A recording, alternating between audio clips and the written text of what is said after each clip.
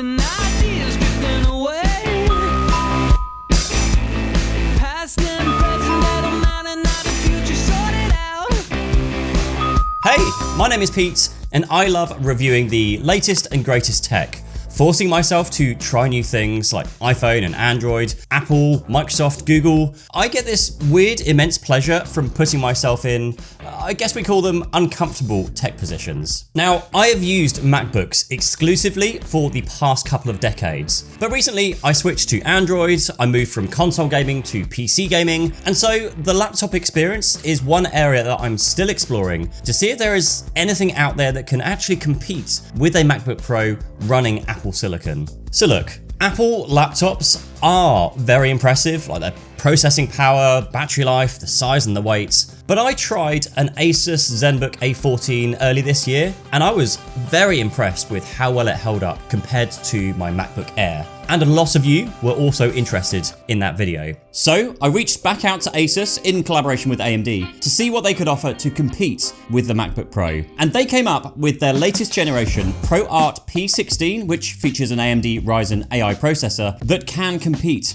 with a MacBook Pro from everything from productivity to creative work and even gaming. And again, we're looking at this like a normal person, students, parents, gamers, professional people, the kind of people who just buy a laptop and need it to work. We're not going to be putting it through benchmark tools and doing all these, side-by-side comparisons that seem to get a lot of attention in this tech bubble on the internet, but aren't really practical in day-to-day use. So I've been using this laptop now for a few weeks now, so here are my own thoughts on what using this brand new ASUS ProArt laptop is actually like. As a normal person, maybe a normal person with a weird haircut, but a normal person.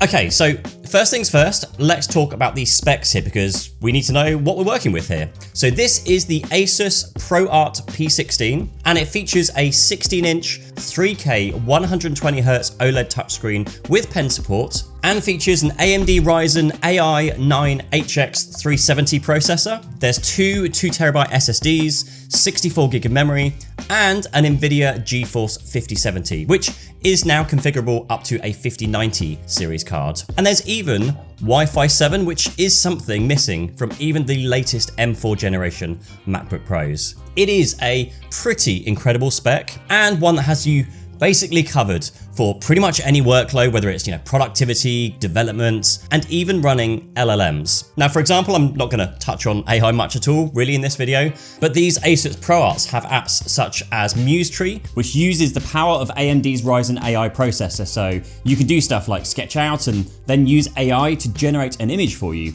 Again, all locally using the AMD processor and without any form of premium cloud subscriptions. The one thing I will say about the spec here is that this one is all about the raw power. The previous ASUS ZenBook A14 I reviewed was a compromise, a way of balancing performance for power efficiency, whereas this ProArt P16 is unashamedly not. Powerful processor, powerful GPU, flagship specs in almost every way. So this is good for pretty much every type of workload. But that does mean there is still a compromise in some areas. And being a PC, the storage is also user upgradable and with a very, very good service manual, which means that if you wanted to, you could throw in two 8TB M2 SSDs for a total of 16TB of onboard storage. And all in all, as this stands right here, this is a £2,999 spec, which, if you spec up an equivalent 16-inch MacBook Pro with the same 4TB of storage and 64GB of memory, comes to a whopping £5,199. So it's an extra £2,200 on top of the ASUS model here. So already off to a pretty great start, but not everything here is sunshine and raindrops. The power brick on the ASUS is laughably big. Like, what were they thinking here? Now it is 200 watts, which helps provide power to the AMD Ryzen 9 AI processor and the NVIDIA graphics, but still it is pretty huge. Now you do still get an SD card reader, two USB-A, two USB-C, HDMI 2.1, a headphone, and then their proprietary power port on the side. And whilst I have recently been a big fan of smaller and lighter laptops, especially when traveling, and then combining a laptop that is powerful enough for complex tasks like photo and video editing, but can also double up as one powerful enough for me to game on whilst I travel, is something that I've not been able to do before from a MacBook. With the downside, of course, that it does then add some extra weight to your bag. But again, factor in, a light laptop plus a handheld PC gaming device, and you're getting pretty close in terms of the weight, plus losing a lot of the space in your bag for those multiple devices. So like before, for this to replace my MacBook Pro, then it needs to A, keep up with everything I need a laptop to do, B, be comfortable to use, C, battery life needs to be excellent, D, the whole Windows versus macOS thing,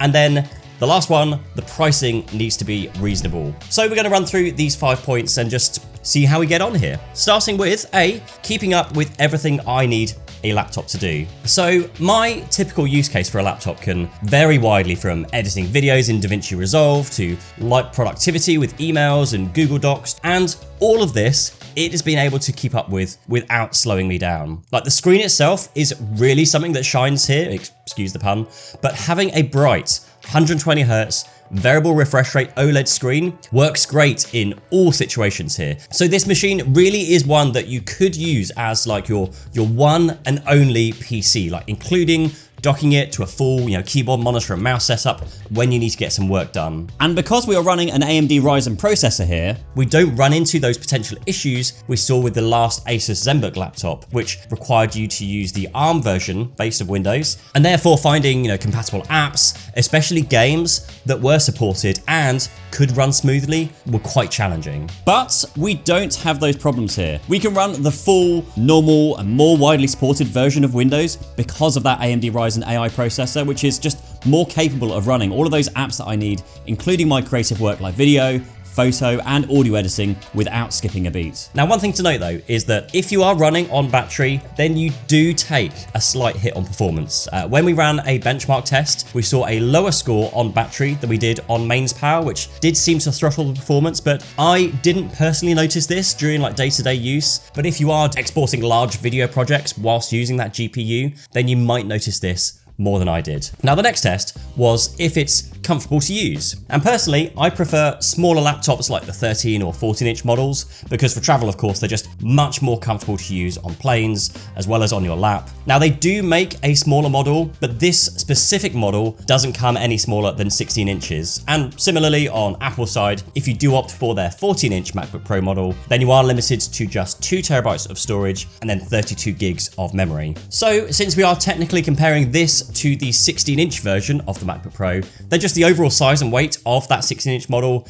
isn't going to be any different really. But given the size of my desktop PC, and much like Apple, it is pretty impressive that they can squeeze this much power into a laptop that's no thicker than a MacBook Pro. Then this really is a very interesting option to take with you, even as a Mac user. The keyboard experience is also okay. I would say it's comfortable to type on, but the main thing for me, and it's the same issue I actually have on a lot of mechanical keyboards too, is that the return key is the smaller, I think US format key versus our British format keys that we have over here that has a bigger return key. So I just often miss this key when typing. But again, this is something that I'm getting better at with time. And again, if you're outside of the UK, a non-issue for you. The touchpad, also great. There's a handy utility included where you can customize the touchpad along with just other areas of the laptop. And I just love the ability to scroll timelines with this little scroll part of the touchpad. But the one area I will pick on here is the screen is very, very reflective. And actually, when I took this with me to Berlin recently, trying to work in a brightly lit public area, it was quite distracting.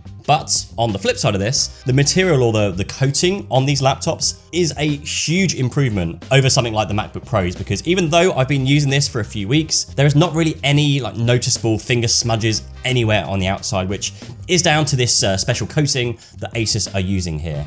And so then we get on to battery life, which is a big thing when it comes to portability, especially in situations where I'm traveling, going places like CES where I might need to edit quite a number of videos in a short space of time. And I will be honest, this is where it definitely struggles. Because you are carrying around this powerhouse of a laptop, it requires a lot of power. I also found when you really push the machine, for example, when exporting one of these videos, which has, multiple tracks of 10-bit, 422 footage, all the effects and graphics and color grading, the battery just starts draining much faster than I would expect. Now, yes, in most cases for me, I would be near a power point, so I could plug in to run off of power, but now you have a huge power brick to carry around with you. Or you can get by with using a USB-C power brick, which you can do, albeit seems to be limited to around 60 watts, and then warns you constantly of using a slow charger. So the battery life is just very dependent on what you're doing. Now, of course, if you're going to drive it harder, then yeah, it's not going to last as long. And then we have the whole Mac versus Windows thing. And look, I'm not going to go deep in this because that's a whole other discussion to talk about. Now, it's cool if you're a Mac user and you like Macs, then cool. But as a Windows user,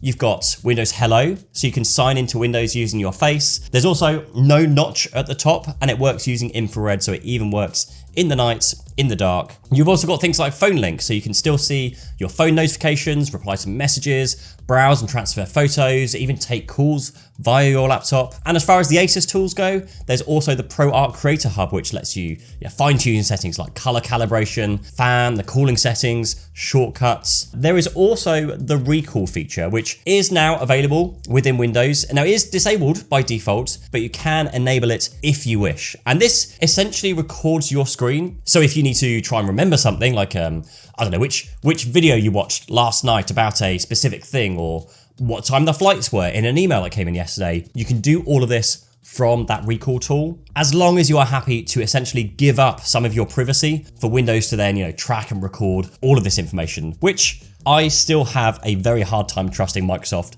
with anything with that level of access. With that said, it is just taking me a very long time to untangle myself from using an iPhone day to day, and I still have some work to do, like untangling myself from Mac apps like Apple Notes and fantastical Calendar, but some early steps that have helped me are moving over to cross-platform apps that work on everything, for iOS, Android, Mac, and Windows. I use Missive, for example, as my email client. I just sign in once. It brings all my email accounts onto my devices. I use Motion for my calendar. Not only does it have some pretty cool scheduling features, but it's also one of the very few calendar apps that actually works properly with Apple Calendar. I use Brave as my web browser, Beeper and Slack for messaging, Google for my documents. So I'm getting there, slowly, one by one. And then we have the last point, which I mentioned earlier about deciding whether this is something I can recommend to you, is the pricing. The pricing needs to be reasonable. Now, we're always giving Apple a hard time, of course, over essentially the price gouging they do across their whole range of products. The MacBook Pro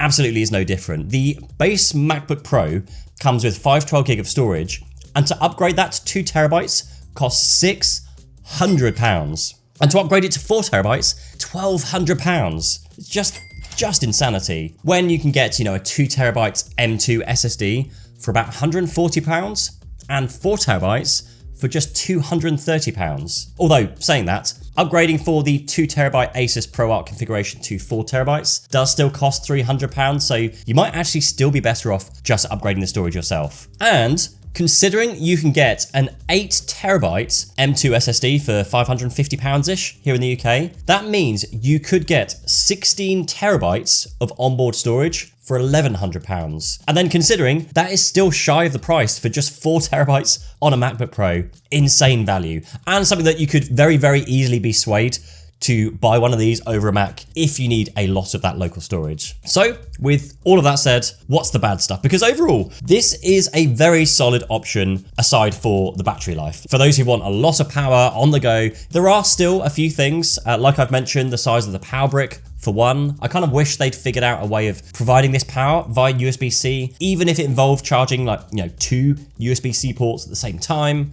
Microsoft Windows, having to just deal with Microsoft updates, again, can be very, very annoying. In fact, I even tried to install a minor firmware update and it told me it can't install it until it's plugged in, even though it had a full charge. That sort of stuff can be very, very annoying. And just this whole thing will be one of the biggest ones for most people. The whole just Mac versus Windows thing. It's not a battle of the hardware and the pricing. It's all about the software here. So there is still a lot to like here, like incredible display quality, the color accuracy, the value here and the price you pay for the spec that you get when you compare this to a MacBook Pro is just incredible. And whilst a MacBook Pro gets put down after a full day of creativity and productivity, the Pro Art will keep going into those early hours of the morning for all of those gaming sessions. So if you are in the market for a Windows laptop with flagship features, a powerful AMD Ryzen AI processor, one that's capable of running on-device AI workloads, a 50 series graphics card, and is upgradable and far more affordable than Apple's competition, then the ASUS ProArt P16 is a really solid option, and one that is arguably great value for money.